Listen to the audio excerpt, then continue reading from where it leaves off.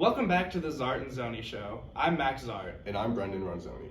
For this week's segment of the Red Fox Review, we're covering an action-packed week in Marist Athletics, with several of our teams picking up key wins as they move closer towards the postseason. Also stay tuned towards the end of the show, where we will discuss the Marist football spring game and what to expect from this team come the fall. But first, men's Lax went on a tear, winning 4 out of their last 6 to close out the regular season. 2 of these wins came in dramatic fashion, with 2 overtime wins in a 3-game stretch. For highlights from those games, here's John Fiorino. Starting off with our first highlight of 2, we have the Marist men's lacrosse team playing against out-of-conference opponent NJIT, which proved to be a high-scoring thriller of a game at Tenney Stadium.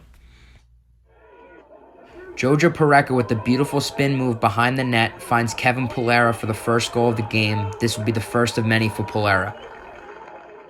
Shortly after, a quick pass from James Lyons to Jason Intermessoli gave the Foxes a 2-0 lead to start the game. Fast forward to the second quarter and NJIT begins to catch fire, the first goal being scored by Gavin Wilson, who has 28 points in the season, leading his team. Shortly after, Garrett Muscatella is able to score a quick goal, his first of 3 in the game for NJIT. Now to the fourth quarter, Kevin Pulera is able to score a clutch goal to bring the score to 10-10, scoring his 4th goal of the game in dramatic fashion. In overtime, with the score tied 10-10, midfielder James Lyons scores the goal to win the game for the Red Foxes. He would have a goal and 3 assists in the contest. Red Foxes win 11-3. On Saturday, April 30th and Senior Day, the Marist Red Foxes hosted Monmouth on a 3-game win streak, and this game would prove to be vital for the Red Foxes trying to enter the MAC championships and make a run. With the score tied at 2-2 in the first quarter, Jojo Pareca is able to put one in the bottom part of the back net to give the Red Foxes a 3-2 lead. Recognizing the importance of this game, a little over 2 minutes after his first goal, Jojo Pareca pushes down the right side to score a beautiful goal again to give the Red Foxes the lead. Angered at the score now being tied, Hunter Embry scores a beautiful shot from far away from an assist from James Lyons to give the Red Foxes the lead yet again. Carrying the team on his back, it is Stratton yet again for Monmouth to give himself a hat-trick on the game to tie the contest at 6-6. Down by 1 in the fourth quarter, it is Jojo Pareca who scores the goal for the Red Foxes to make it his 4th of the game to now tie the game at 8-8. Finding themselves in a familiar spot, it is Jason Intermessoli who puts on a couple of spin moves to break open free to score the game-winning goal for the Red Foxes to make the contest finished at 9-8. A huge victory for the Red Foxes to enter the MAC championships, and now we go to the studio for a key interview with James Lyons, an integral member of the Marist squad. Marist Lacrosse midfielder James Lyons here. Thank you for joining me today. Thanks for giving me some time out of your busy schedule. Congrats on the big win on Saturday, another overtime victory. Big time wins like that. How does it feel coming out in games, winning in the last second? Especially with your game winner against NJIT, and then it happens again against Monmouth. How does that affect your locker room and especially going into the playoffs? We've had maybe like 4 or 5 close games this year where we've won by 1. It's sick. I mean, it's definitely a roller coaster all game long. A lot of highs, a lot of lows throughout the game. Everyone just stuck together and dug it out, and thankfully we won them. So it was sick. It was awesome. All right, so you guys are taking on Manhattan again at home. You guys already played them, beat them in a close one. And in that game, you had a hat trick and 4 total points. What's your approach to this game? I just come in. I'm locked in. I'm fired up for every game, obviously before every game. But yeah, nothing's really changing too much. Nice. And all right, so one last question. So you guys are making another run in the playoffs. This is your 4th time in the playoffs. The senior class specifically has won a championship already. Freshman year, you guys already got that experience. Already know what it's like. What do you guys, specifically that class, have to do to win and make another run for a title? It definitely helps that our freshman year we won. But yeah, it's just nice having a lot of upperclassmen that have been there, and during all the close games and like all these big games, everyone, especially the seniors, just calm and confident during these games. All right, man.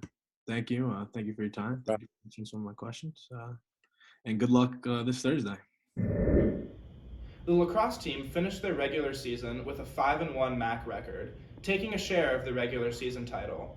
They will take on Manhattan in the conference semifinals on Thursday. Now, on to baseball, where the Red Foxes have won 7 straight with back-to-back weekend sweeps against Monmouth and Iona. Marist has enjoyed an explosive offense as of late, with an average of almost 13 runs per game during this 7-game stretch. The most explosive player on this offense has been catcher Gene Napolitano, who has been absolutely electric all season. He is currently 4th in the MAC in overall offensive performance, hitting .368 on the year with 57 total hits and 34 runs batted in. His 7-game hit streak came to an end in last Saturday's game, but Marist was still able to complete the sweep. With 2 series left before the tournament, the Red Foxes currently sit at 25-14 overall with 13 conference wins, making them at 3rd place in the MAC. Now, over to football, where the annual Red vs. White spring game took place last Friday. The new-look Red Foxes have quite a few new playmakers on display going into the fall. Here are the highlights from the spring game. This was the first spring game since 2019 due to the COVID-19 pandemic. Defense was wearing the all-red uniforms, while offense was in the white jerseys. In the second quarter, on 3rd down, Diego Arroyo takes the snap and rolls right, where he finds Tristan Shannon, who breaks a tackle and takes it 20 yards for the first touchdown of the game.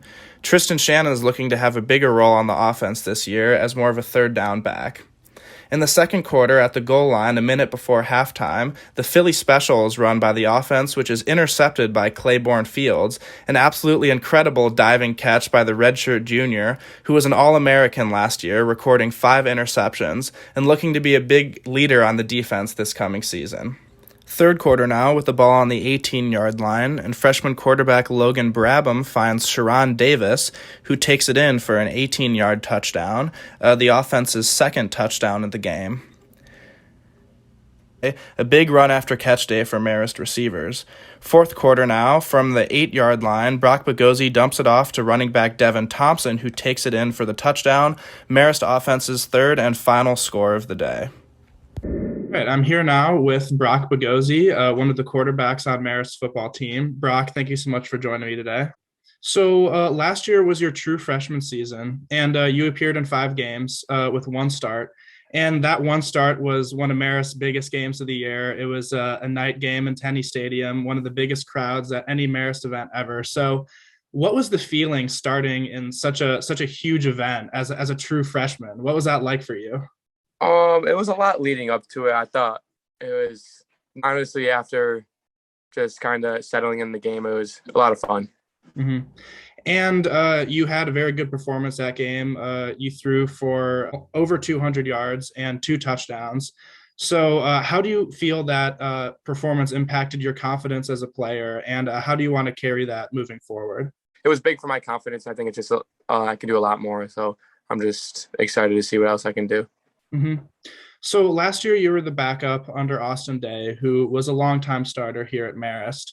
And what kind of things did he teach you, or did you just learn from his example in your first year in the program here?